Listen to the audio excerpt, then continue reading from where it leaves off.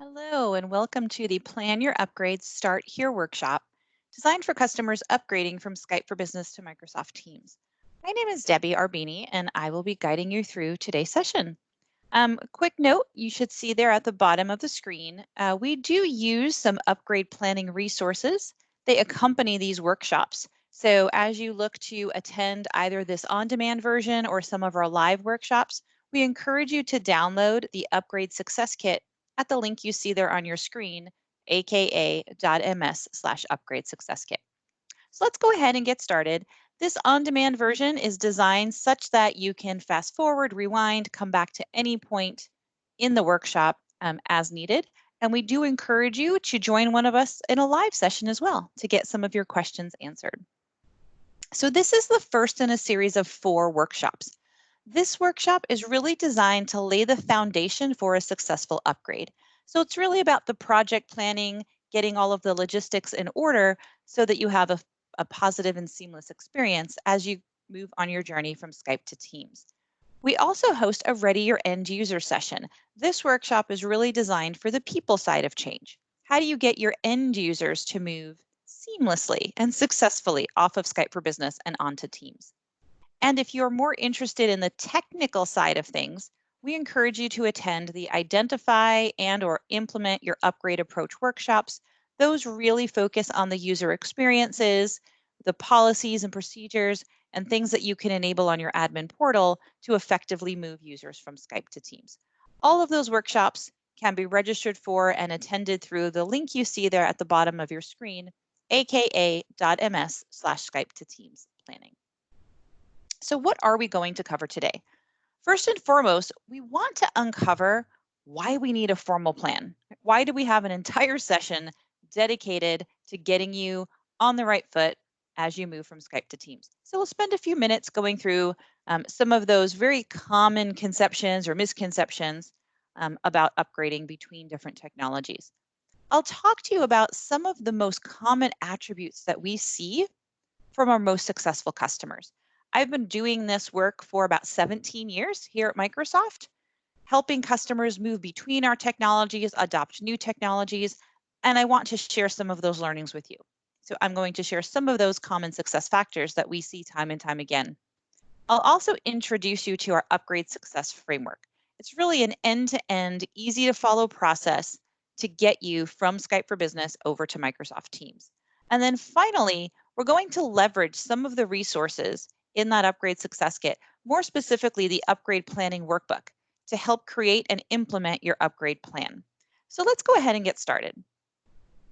Let's begin by focusing on what do we know for sure about moving from a technology like Skype for Business over to a technology like Teams. And to do that, I really want to paint a visual for you. If we take technology out of the picture for just a moment and we think about what drives your organization's success, it's the people. Not only that, it's your people coming together with other people, right? So it's about who we're connecting with on a day to day basis. And obviously, how you're connecting with those people. Are you chatting? Are you calling? Are you meeting in person? Is it online? Right, what does that look like as you're interacting with your colleagues and your customers? And then lastly, why are you coming together with those other parties? Is it a sales demonstration, a sales call, or maybe you work in healthcare and it's a nurse helping a patient? Right, why are those people interacting with one another?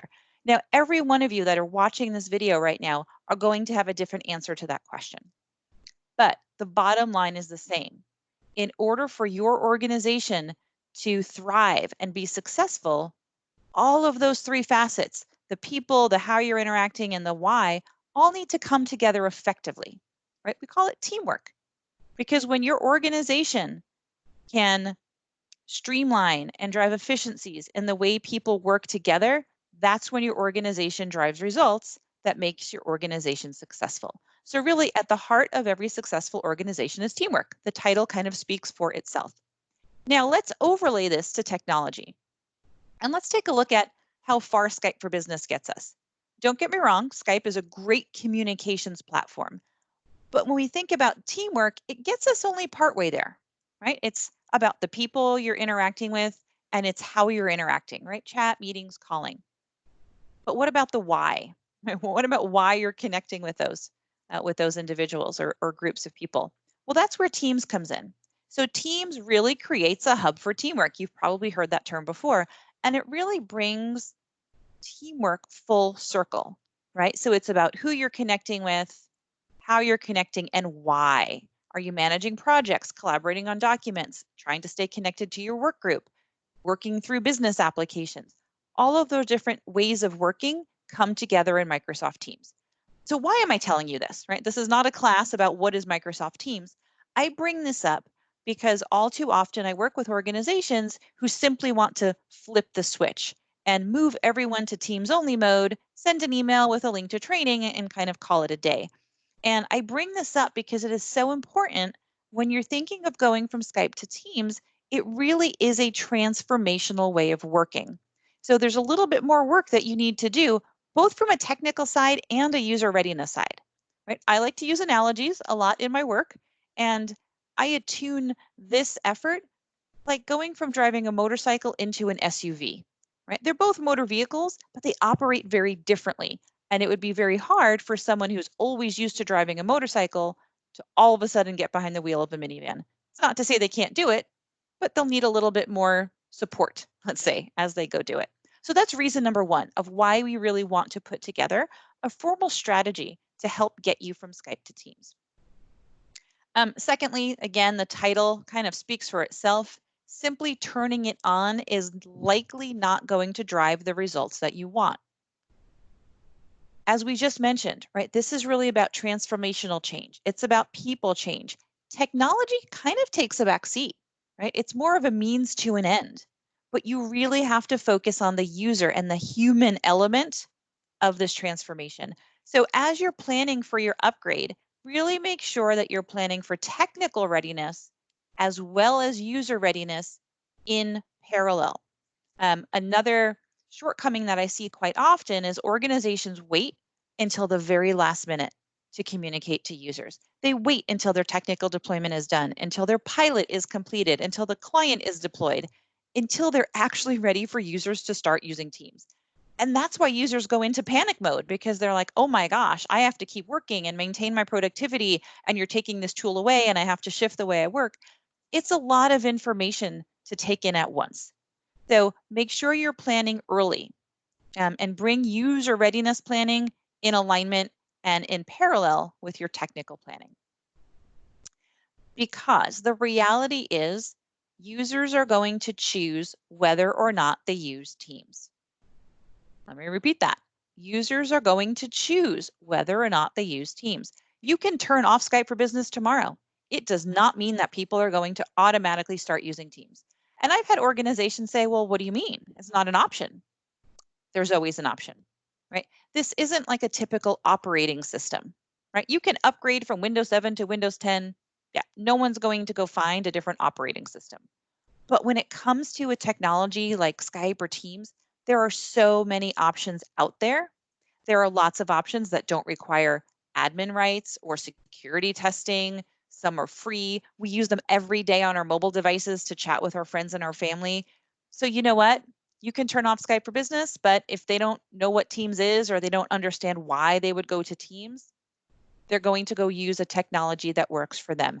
It's called shadow IT. We're all familiar with that term nowadays. It's pretty common in pretty much every organization. And what happens to teamwork, right? That kind of goes out the window because when you have one department using one tool and another department using a different tool, they might be talking to each other within their respective teams, but they're not talking across platforms. So again, really important to make sure the people side of change comes through in your planning. Now, the last one, I love to talk about this topic because I hear this probably every single day in my workings with customers. You know, people are difficult. They don't like to change. They simply push back. Well, I think one of those reasons is what I talked about earlier, right? When you wait until the last minute, right? No one likes to be pushed, right, at the last minute. But for everyone watching this right now, I want you just to take a step back and think about your personal life. Right? Forget about work. Think about your personal life. What if I were to come to you and say, Joe or Mary, you need to stop eating those donuts.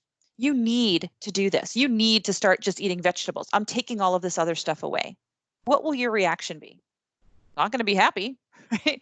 You're basically going to say, why? I don't think so. No, or if I take your food away and clean out your fridge, you're going to go to the grocery store and you're going to restock it, right? It's a choice. So no one likes to be told what to do.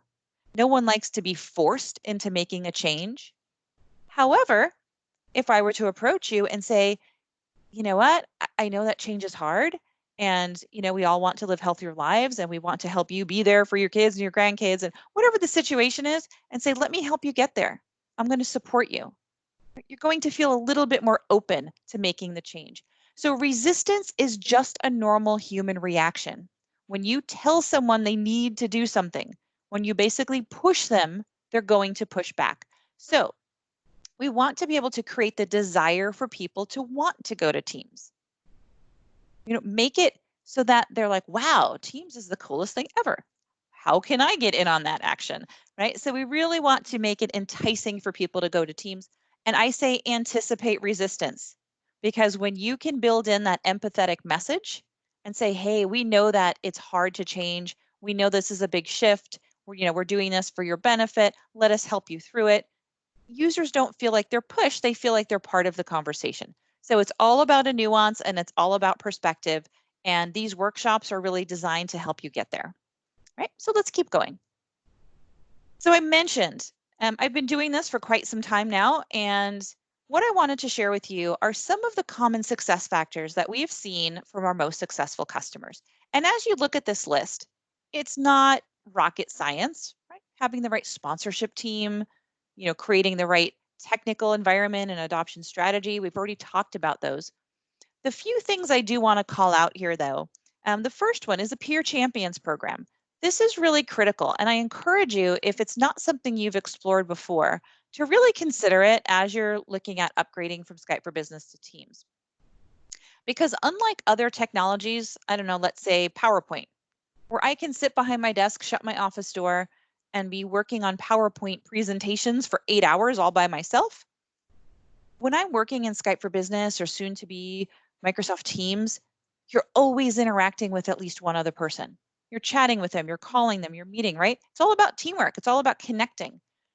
So if you have a lot of slow adopters, if you have a lot of people that you think will push back, create a champions program. Have people lead by example.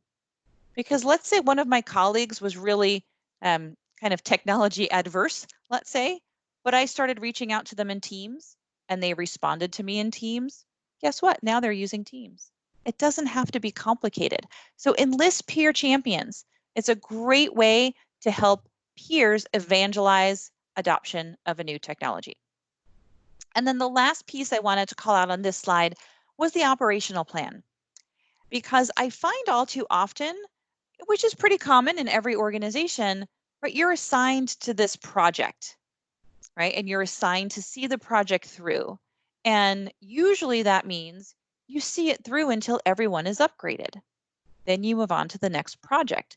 But what happens after that, right? There's life after your upgrade. And having an operational plan means that you have a plan in place for all the new innovations that will continue to come in Teams. You have a plan in place for keeping user momentum going and making sure that that excitement continues so that users stick with Teams and don't use it once or twice and then go find a different solution, right? I call it the roller coaster. It goes up and then it comes all the way down. You want it to go up and stay up. So at the end of today's presentation, I'm going to share some really good examples and tactics that you can take as you think about an operational plan. And maybe you won't be the one assigned to it, but it's really important to make sure that one exists and that is someone that will be taking that on. All right, the last piece before we actually jump into the working part of this workshop is about governance, right? It's the new buzzword. Everyone is now thinking, oh my gosh, what is this thing called teams and channels? Should I give everyone the ability to create their own teams? What does that look like? What about expiration policies? There's a lot of different considerations here. I really encourage you, before you make a snap decision in one direction or the other, leave it all on, turn it all off, look at the resources that I have on the slide right there, especially that last one, aka.ms/teams governance. Don't be surprised when you go to that link, it links to a LinkedIn page, so that you're in the right place.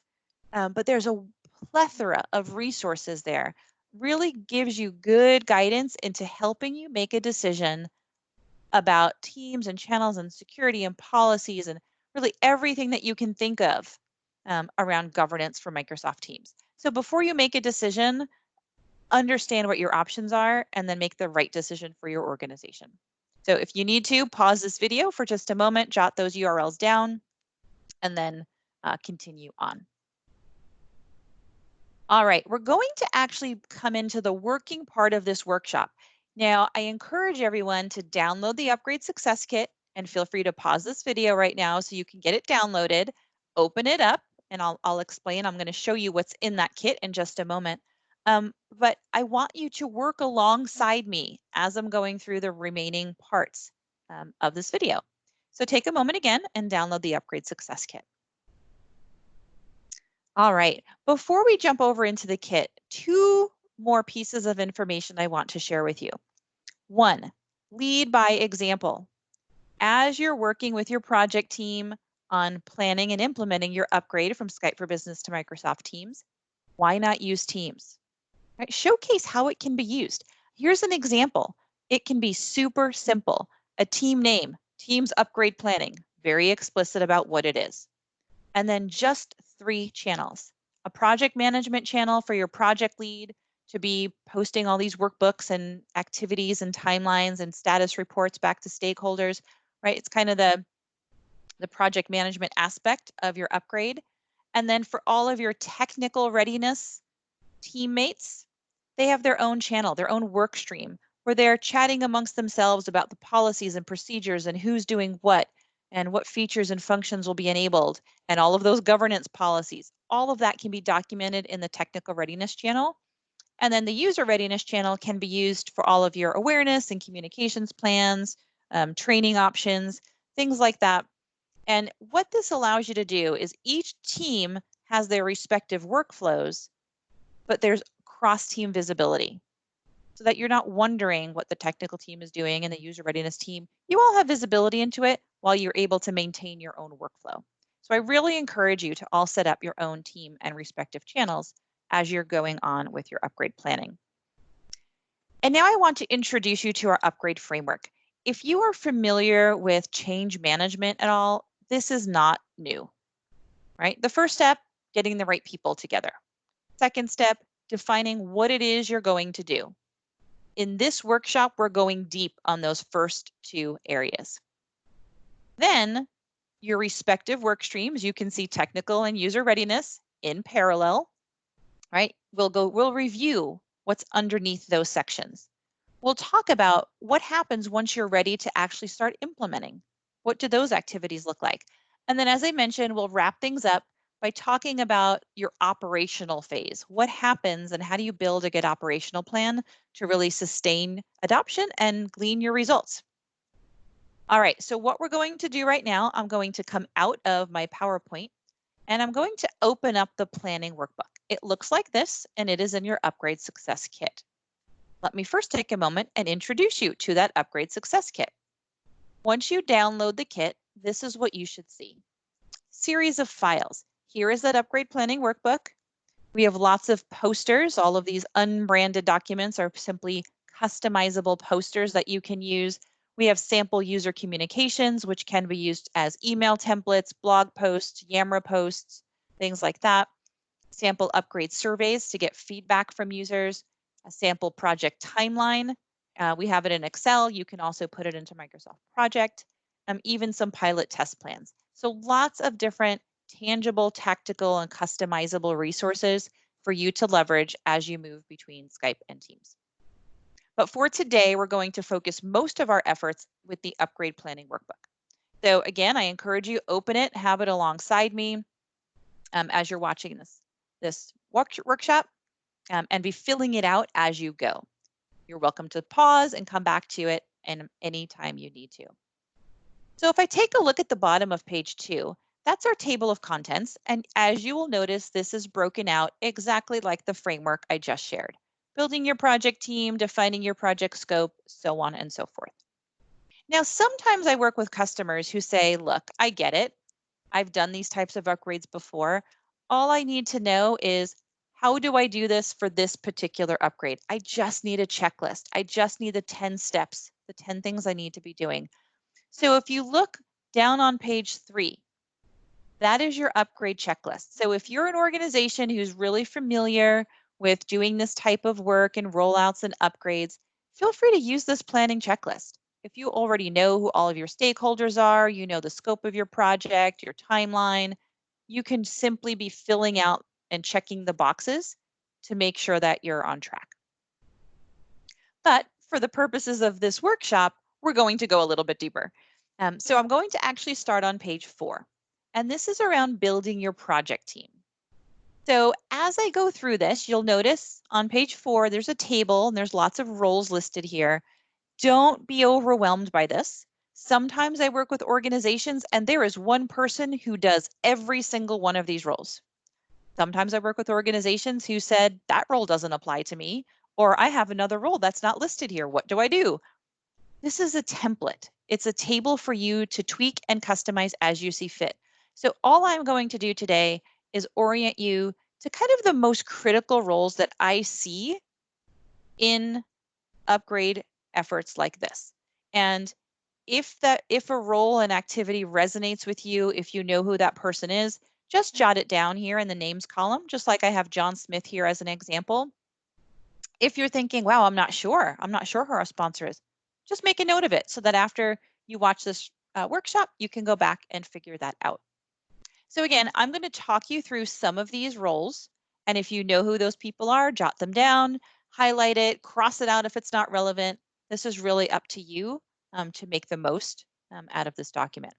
So let's begin with the executive sponsor.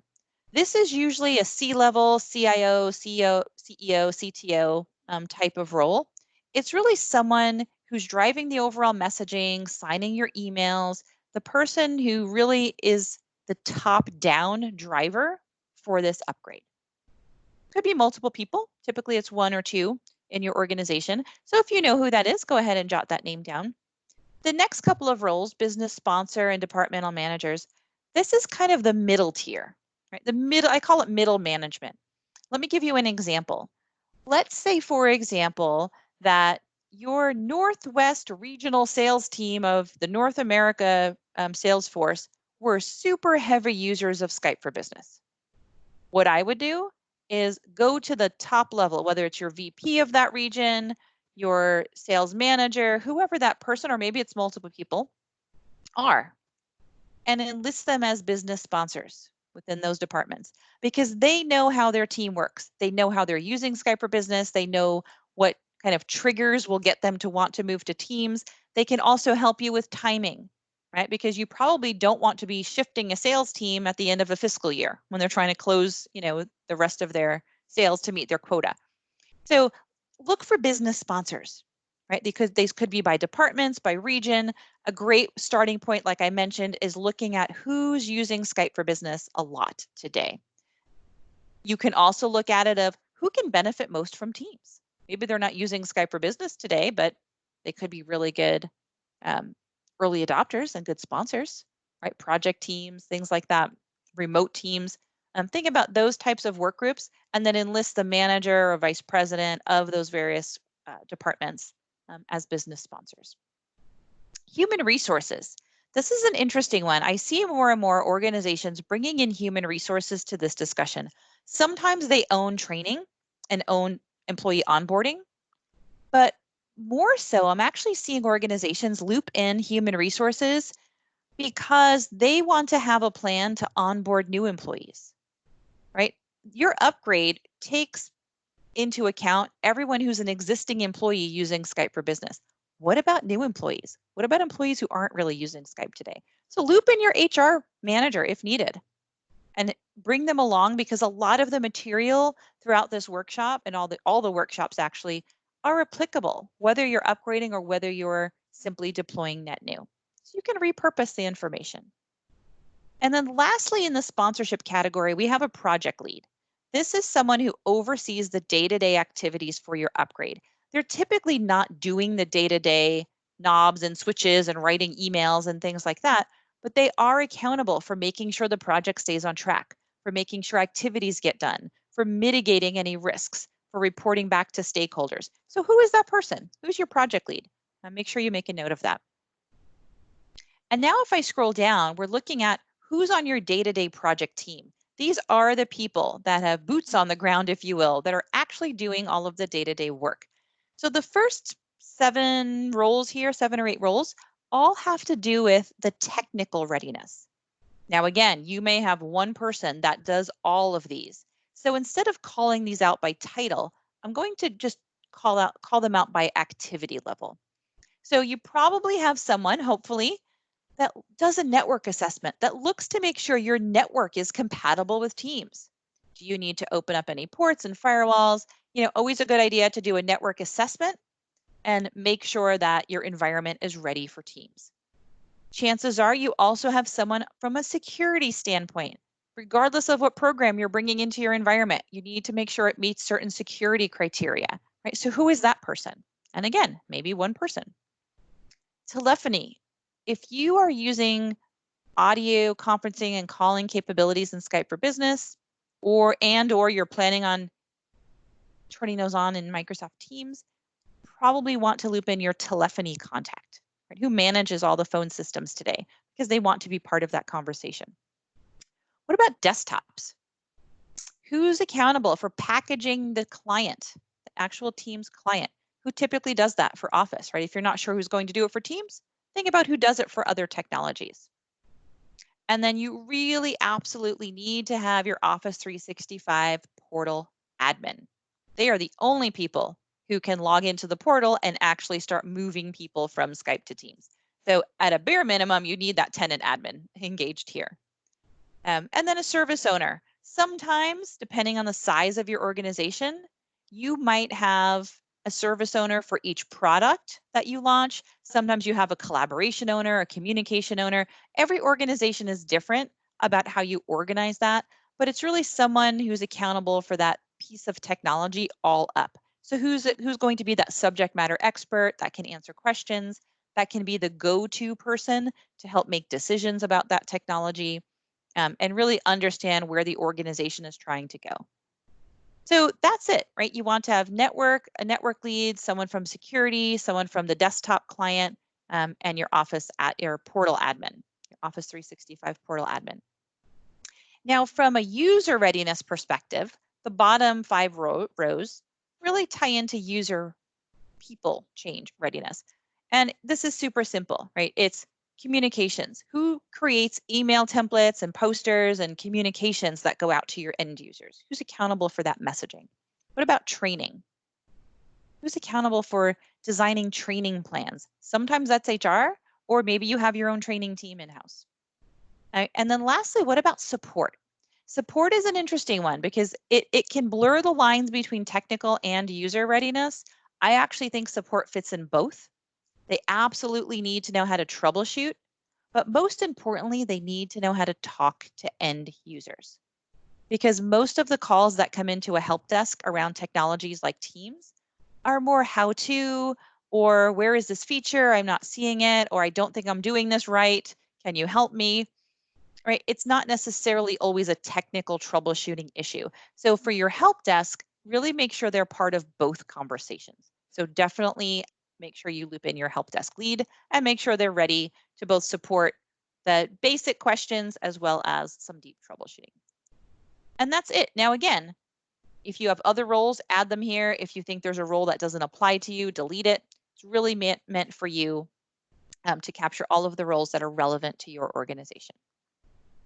Okay, so let's move down to page 5, where we want to talk about defining the scope. This is really about the logistics, right? Think about it if you were building a house, right? It's the blueprint, right? You're going to lay out where the rooms are going to go, the wiring and the electrical and all of that. This is kind of what we're doing here when we define the project scope.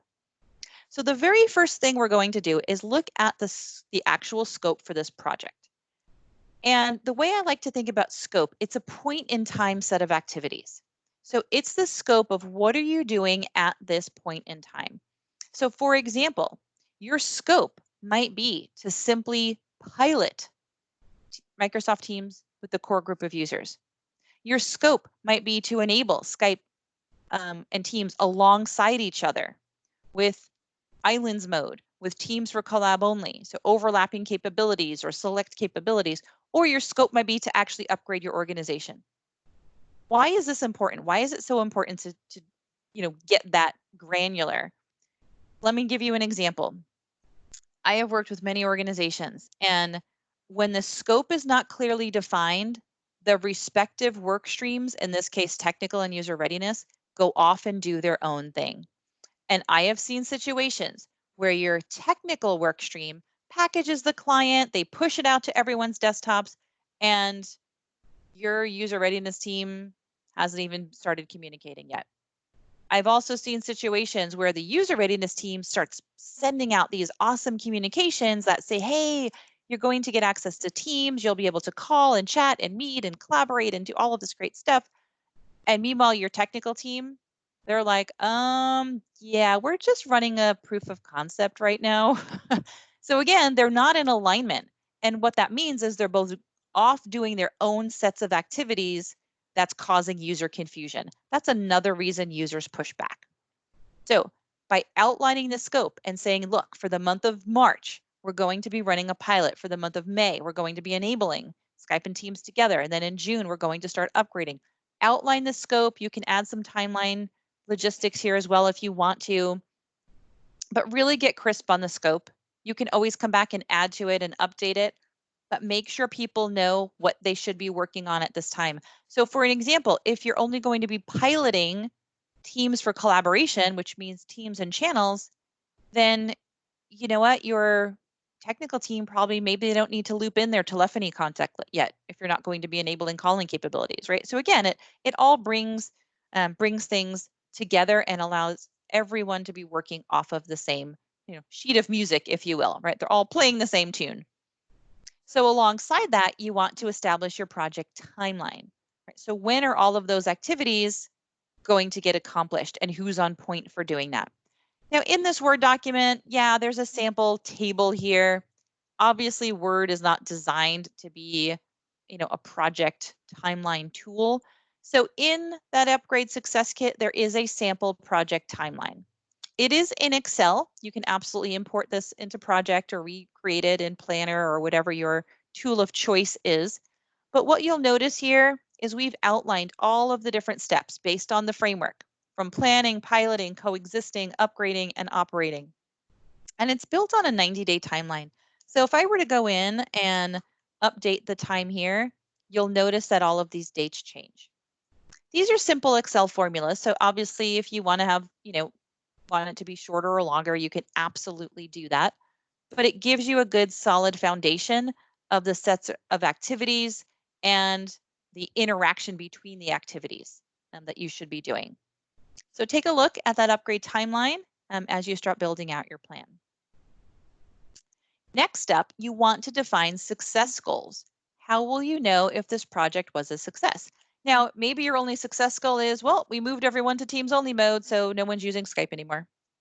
You know what? I think that's one goal, and that's a great goal from a quantitative perspective, right? It's absolutely something you can easily measure. But what happens if people aren't actually using Teams? Was your project really a success? Right? So one of the goals that I like to set is the second one that you see here, that users are actively using Teams. So the way you to measure this is first by establishing a baseline in Skype for Business. So in your Office 365 portal, you can go in and you can look at your Skype for Business usage today. Let's say, I'm just going to throw a number out there. You have 1,000 active users today in Skype for Business. Well, as you upgrade, you want to make sure that number is 1,000, if not higher than 1,000. Because if all of a sudden you're only seeing 100 users in Teams, where did the other 900 go? Right? So make sure you set some goals.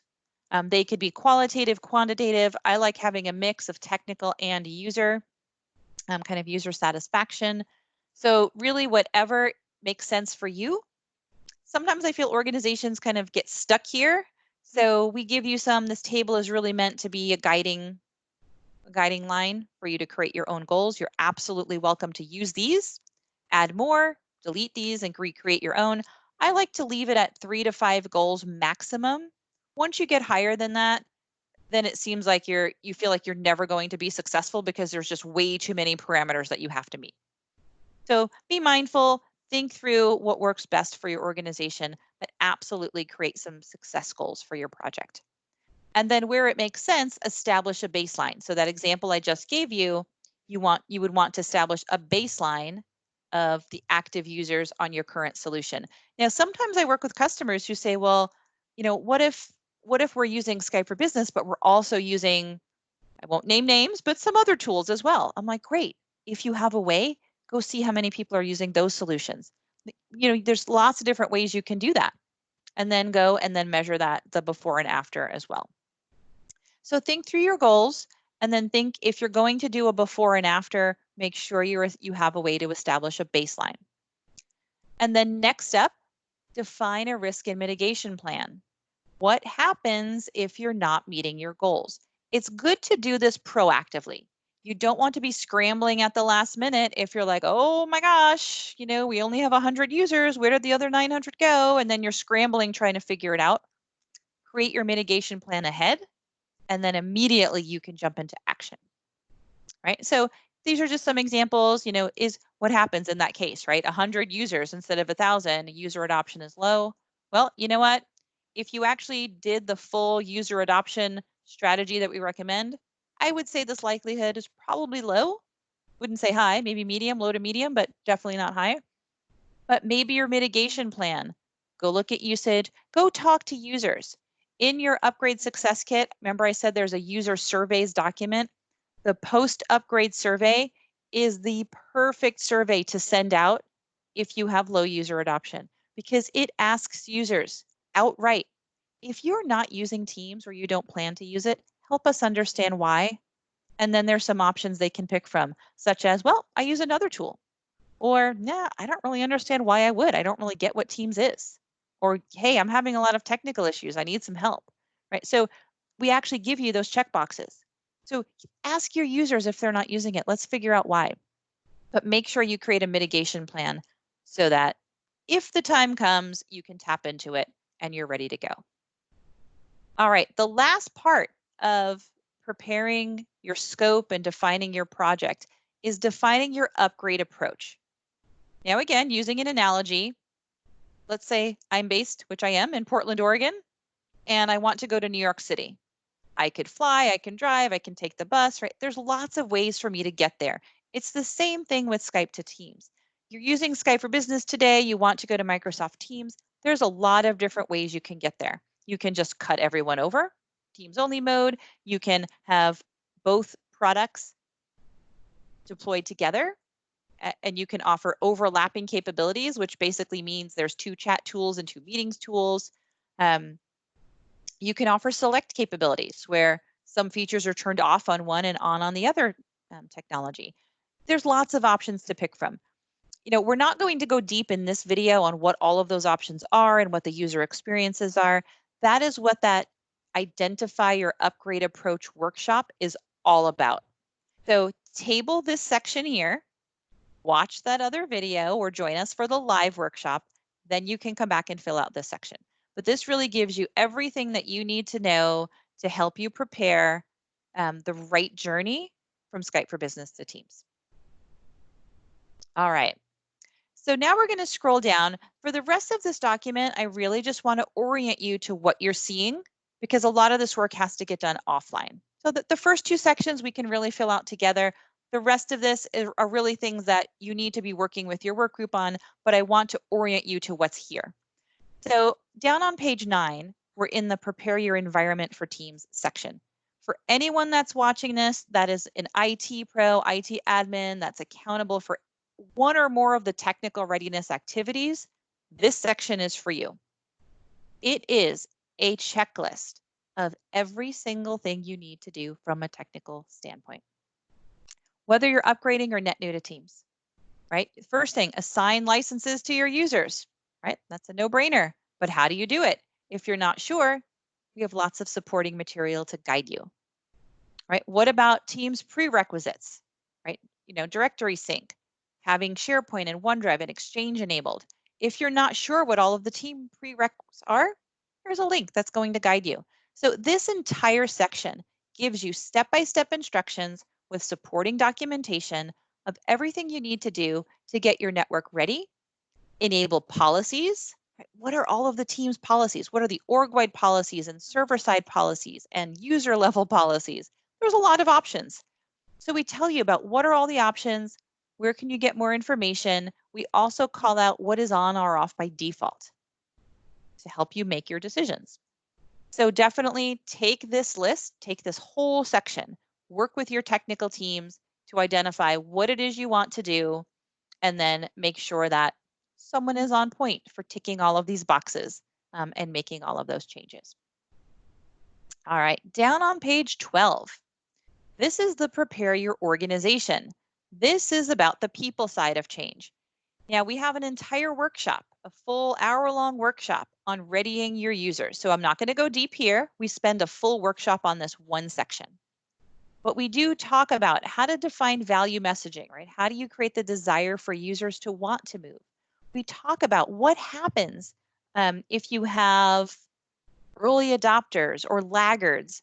Like, how do you get those people shifted over? And what does that mean as far as creating your awareness training and support plans? How should you think about personas and use cases? We talk about all of this in that workshop. So that's where this section comes in. I encourage you to join us live or in this on-demand version of that Ready Your End Users workshop, where we'll go through all of that. But then we come down to the implementation phase, right? So down on page 17, we always recommend starting your implementation with an upgrade pilot. So once your technical and user readiness teams have done all of their due diligence, you want to test out the readiness. And a pilot is not meant to just test the technical functionality. It's also meant to validate the readiness functionality. So when I build a test plan for a pilot, I like to say, you know what, call the help desk and ask them this question. Tell them you're having this issue, because I want to make sure the help desk is ready to support users. So it really is mimicking an actual end user experience. So the good news about a pilot is we give you pretty much everything you need to do except identifying your users. Right? In that upgrade success kit, we have testing plans, we have feedback surveys, we have communication strategies, everything that you need to do to create a successful pilot. All you really need to do here is select your pilot participants, and we give you some suggestions of who those folks should be. So this section is really meant to guide you to creating an effective pilot, and then you can go and fill out the respective table here about your pilot logistics. And once your pilot is completed and you come time to be ready to upgrade your whole organization on Teams, you want to pay attention to section perform your upgrade to Teams that starts on page 19. What you want to do here is consider your execution plan. Once you're ready to upgrade your organization, will you do it all at once?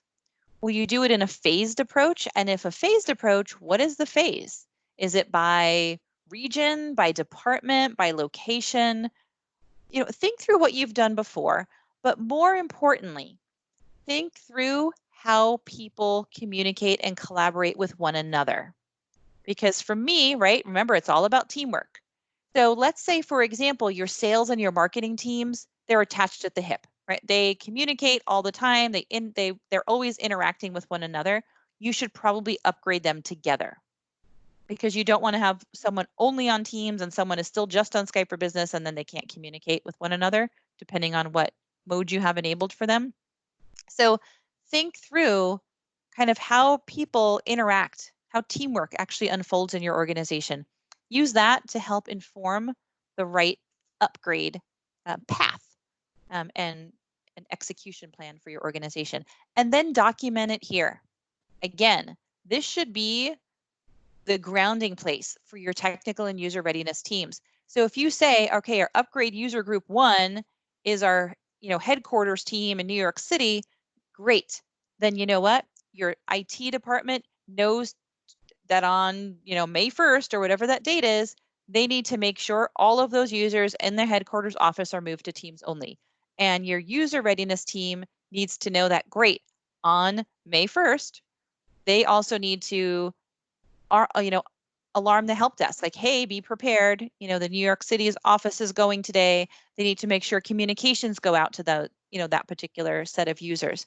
So make sure you're outlining your different cohorts of users, your different user groups, so that your technical and user readiness teams know what their specific go-do actions are in respective to those dates and those user groups. All right. Then once your execution is completed and everyone is in Teams only mode, you are driven to the operational excellence phase, right? That last phase of the project. So the first thing you want to do is measure against your goals.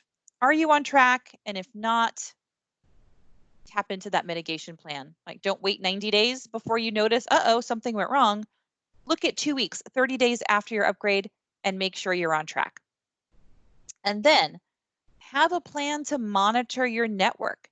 Chances are, if you already have other online technologies, you may already have a quality champion or someone that's monitoring the network, or at least that's on point to loop in if something, goes haywire.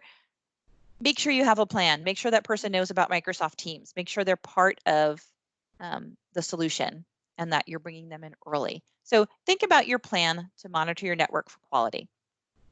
And then also think about, how are you going to maintain user excitement? Remember, I talked about the roller coaster, right? You don't want people to try Teams once or twice and then crash and burn and, just go back to old ways of working. So how can you sustain all of that excitement? Again, it doesn't have to be hard. It doesn't have to take up a lot of time. Use those sample surveys that I talked about. Maybe, 2 weeks, 30 days after your upgrade, send a survey, maybe do it once a quarter, and then keep them engaged with a newsletter or a blog. And you can do this in a few ways. You can gather success stories, enlist your champions. Maybe have your champions on point to write those newsletters so you're not doing it. And then look at new features. Highlight new features that just launched. If you go to your Teams client, in the bottom left corner of your Teams client, you should see a help button. Click on the help button and you should see a menu called What's New.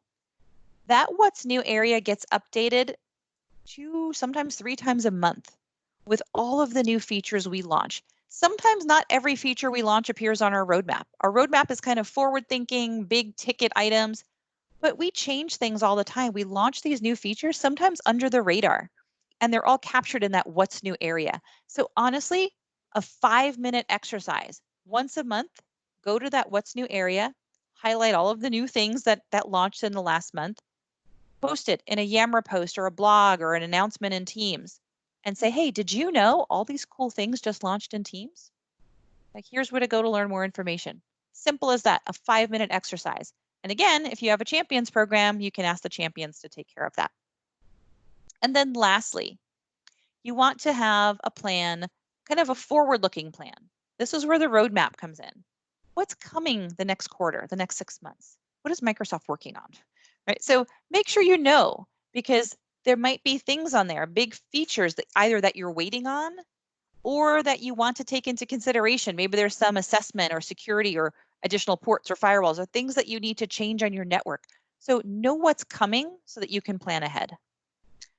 So that's it. Again, it doesn't have to be complicated, but you need to have a plan to maintain all of that quality.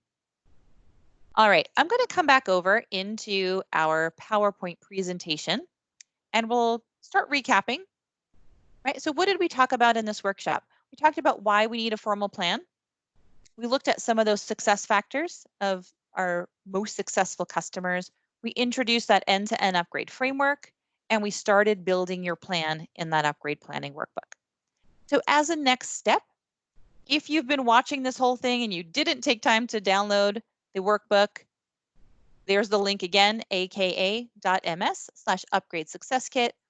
Start those first 2 sections, build your project team, work with them to outline your scope, your goals, your timeline, and then post this workbook in a common location, such as that team that we talked about creating. What you don't want to have happen is every person on your project team has their own version of the workbook. Completely defeats the purpose of the workbook, right? It's really meant to be a team effort. So post in a common location where everyone can be filling it out. If you want more information about the upgrade framework or to go deeper on specific areas of the framework or just teams in general, that second link, aka.ms/Skype2Teams, that is your landing page. There's an FAQ, everything, all the questions that you might have about your upgrade. When do we have to upgrade by? What happens if I'm on server and on Skype for Business on premises? What if I'm in a hybrid environment? What if I, want to launch calling plans later? What kind of calling plans do I need? All of that is in the Skype to Teams site. And then lastly, if you're interested in attending more of our workshops, the link is down there at the bottom. But let me go to the next slide and just refresh on what those workshops are. So you all just completed the Plan Your Upgrade. If you're interested in the user readiness workshop on getting your people ready to change, join us for the Ready Your End Users workshop. Again, these are all offered both live and on demand to accommodate different schedules. And if you're also interested from more of a technical perspective, understanding the different upgrade approaches, right? Enabling both Skype for Business and Teams side by side with overlapping or select capabilities, and then, enabling all of the functionality in your portal, join us for the Identify and or the Implement Your Upgrade Approach workshops. And the link is that first link you see there at the top of your screen, aka.ms/Skype2Teams planning. All right, well, that's it for today. Again, if you have questions about this, please do join us for the live session. We do answer your questions in real time. So join us. We're happy to take your questions. And if not, we do wish you all the best, and we do hope to see you at another workshop soon. Thank you for watching and have a wonderful day.